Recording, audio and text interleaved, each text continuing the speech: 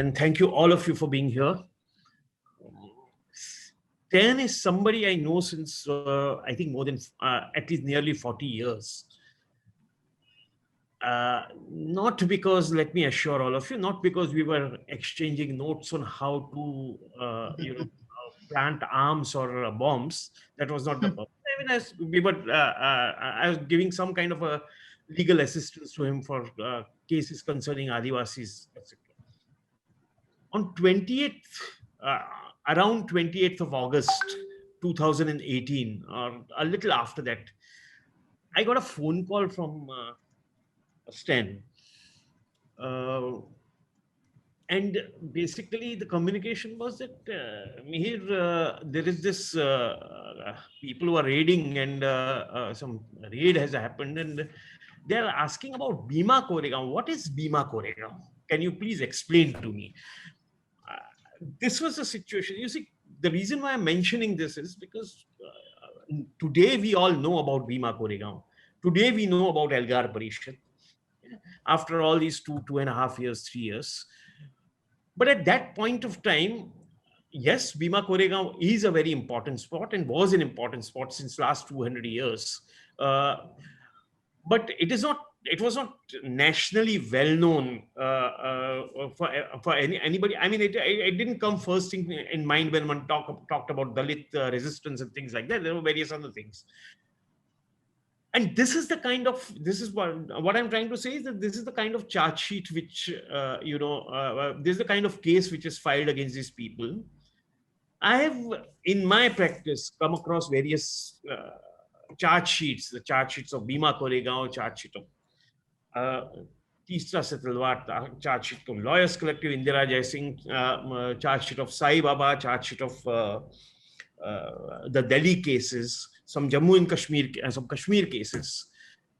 Most of those charge sheets, and by most, all of them are just nonsense upon stilts.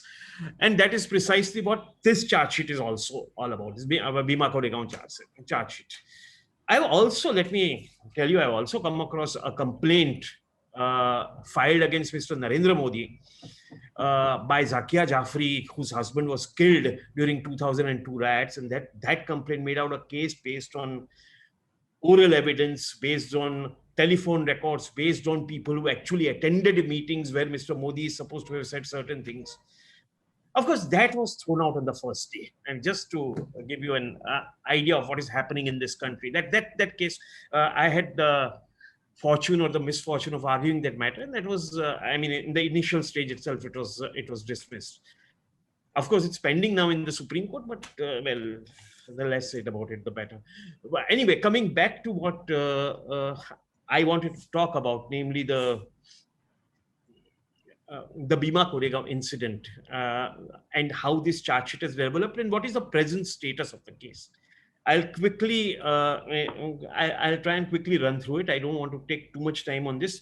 Many of you are aware of the history. Many of you are familiar, but just so that कई लोग जो इस बारे में नहीं जानते हैं, कई लोग जिन्हें इतिहास पता नहीं है, for those I'll just broadly tell you that in 2017, December 31st, there was a meeting called Elgar Parishad, which was organized by a lot of people, but the leading organizers were a retired judge of the Supreme Court, Justice Sawant, and a retired judge of Bombay High Court, Justice Kulche Patil.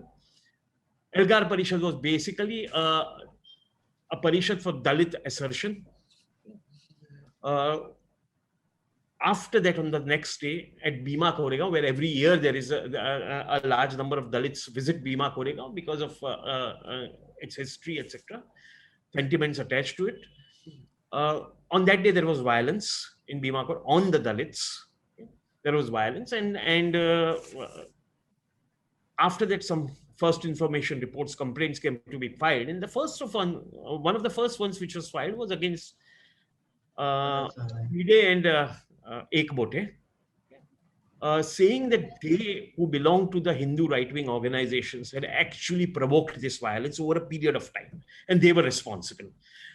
And they should be arrested. That is what the police's case was to begin with. That the violence was a result of these people's right-wing Hindu organizations provoking the violence and leading to the violence.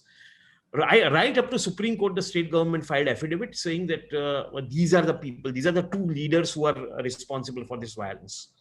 And then suddenly they changed the story, they changed the track, and they came to the track that no. This violence happened because on 31st December, the speeches which were given at Pune, not at Bhima Koregaon, at Pune, led to this violence. Okay? So this was the complaint, that the speeches given in Pune were led to the violence.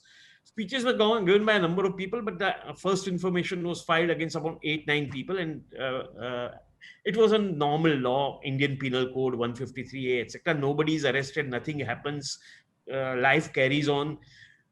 In April, after about 2.5 months, 3 months, then the things they change. Now they suddenly say that no. These speeches, yes, these speeches led to violence, but the speeches were given by, were actually sponsored by the Naxalites, okay, the Maoists. Okay, they sponsored the speeches, and there is a large conspiracy which we are now unearthing. So now we are invoking the provisions of UAPA, the Unlawful Activities Prevention Act. They invoke that they invoke the UAPA Act. They raided Surendra Gadling, who admittedly was not at Bhima Koregaon or at Pune during the Elgar Parishad. They raided Rona Wilson, who admittedly was never at these places. They didn't arrest them, they raided them. They raided them, and then later on they arrested about 5 people in June 2018. That was Rona Wilson, Surendra Gadling, Mahesh Raut, Shoma Sen, and Sudhir Dhaule. These are the 5 people who were arrested. Out of them, even according to the police, 4 of them were never at Bhima Koregaon or at at Pune. Anyway, this arrest happened. After this arrest happened, in August 2018, a further round of arrests takes place, at which time Sudha Bharadwaj, Vernon Gonzalez, Arun Pereira, Varavara Rao, and Gautam Navlakha are arrested. A case is filed in the Supreme Court. They are asked to be kept initially in under house arrest, and thereafter that case is dismissed. But Gautam Navlakha manages to get a stay from the Delhi High Court, and he continues to be out. Other 4 are arrested. Then one charge sheet is filed in November 18. Second charge sheet is filed in 21st February 19. After that, in 2020, the state government, the government in Maharashtra changes in 1920. So once the state government changes, the state police, the investigation is taken away from the state police and it's sent to the NIA takes over. Okay. We have challenged that in the court. It will come up as and when it comes up, that we have said that the NIA should not have taken up. But anyway, NIA takes over. Subsequently, Anand Teltumde and Gautam Navlakha are arrested in April 2020. Once the Supreme Court says no, we can't stop their arrest. Hani Babu is arrested from Delhi on 28th July 20. Sagar, Ramesh, and Jyoti are arrested on 7th September 20 and 8th September 20. And Sten is finally arrested on the 8th October 20. We have had this problem because initially it started with BK 5, then it became BK 9, then it became BK 11. Today we are at BK 16, and let's just hope that it remains BK 16 and doesn't become BK 20, 25, 30, 35, etc. We'll have to change our SIPPers and our SIPPer. Everything we'll have to change. I mean, they should have some concern for us. So, but one doesn't know what will happen. The point, and then they filed a charge sheet. So 3 charge sheets are filed.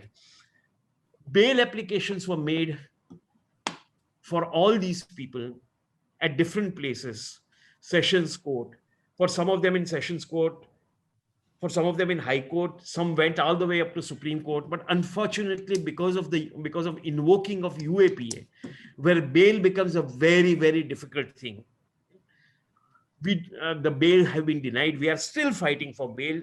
Today, as of today, in fact, Varavara Rao's case is kept on next week for argument of bail. He is right now in hospital, and his bail matter is going to go on next week. Then Swami, There's some disturb. Okay. Stan Swami's arguments are going on as of today for bail in the Sessions Court.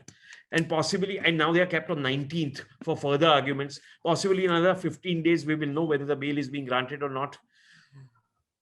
But it's a difficult task in the sense that the entire charge sheet, the entire case is based on some documents recovered from somebody's computer. Okay, not hard copies, no arms recovered, no dynamite recovered, no emails recovered, no money recovered. It's pure, simple, not even documents. Some typed copies recovered from. I just request everybody to tell you to please, those who are here, those who are active, please have your computers checked time and again. And it's not just a question of WhatsApp and Signal. It's a question of your computer and when you will be charged and when something will be found on your computer which has been planted by somebody. You never know, so please have that checked. That's one thing I wanted to. But anyway, coming back to this, and let me end this by saying that a large number of lawyers team. It's not just me. There are a large number of lawyers who are working at the Sessions Court level, at the High Court level, at the Supreme Court level. A number of activists are helping out, so that is happening. The charges are not yet framed. We do not know when the trial will start. If they keep on investigating, the trial may take a little long time. So therefore, our only option is to get them out on bail as soon as possible. Then the trial can take as long as it wants. Get them out on bail. We are trying that. We'll of course keep on trying to get them out on bail. Right now, as I mentioned, bail applications are being argued at the Sessions Court level for Stan Swami, at the High Court level for Varavara Rao, for Anand Tiltumde at Sessions Court level, and for some of the others at the High Court, and for some others we are planning to go to Supreme Court, but the High Court has rejected it. So while the charge sheets are complete nonsense, the problem is that whether they are nonsense or not will be decided at the time of the trial, which may take years, and therefore our only option is to. The law is staked against us. The judgments of the Supreme Court are some of those judgments are against us. But I think, but that doesn't really deter us, because we are going to fight. People have got out on bail even under UAP, and we are sure that these people will come out on bail. And ultimately, let me end this only by saying that it's very good that we organize this webinar, but and we should have more and more webinars like this. But ultimately, if we want to succeed, we will have to take our lessons from the farmer struggle, which is going on right now around Delhi. That's it. Thank you very much.